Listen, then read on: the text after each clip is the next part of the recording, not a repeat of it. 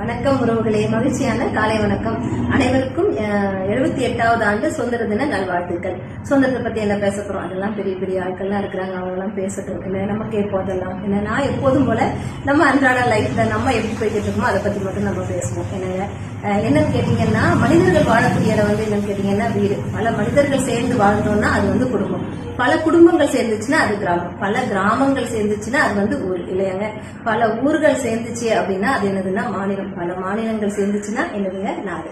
So நம்ம என்ன செய்யணும்? முதல்ல நம்ம வீட்டுல இருந்தே சுதந்திரத்தை ஆரம்பிப்போம். சுதந்திரம் நம்ம எப்படி கொடுக்கறோம்? நம்ம கூட இருக்கிறவங்களுக்கு, குழந்தைங்களுக்கு, கணவன், மனைவி, ஏன் அம்மா அப்பா எல்லாருக்குமே கேட்டீங்களா, நம்ம எப்படி இண்டிபெண்டா நம்ம கூட இருக்கிறவங்கள வச்சிருக்கோம் அப்படின்னு கேட்டீங்கன்னா, அந்த சுதந்திரத்தை நம்ம எப்படி ஆரம்பிக்கணும் அப்படின்னு கேட்டீங்கன்னா, முதல்ல என்னன்னா சாப்பாட்டு விஷயத்துல ஒரு குழந்தைங்கள்ல இருந்தே ஆரம்பிங்களேன். சில குழந்தைங்களுக்கு நம்ம நல்லதுதான், இல்லைன்னு சொல்லல. ஆனா சில பேர் கட்டாயப்படுத்துவாங்க. எப்போதுமே கட்டாயப்படுத்தக்கூடாது.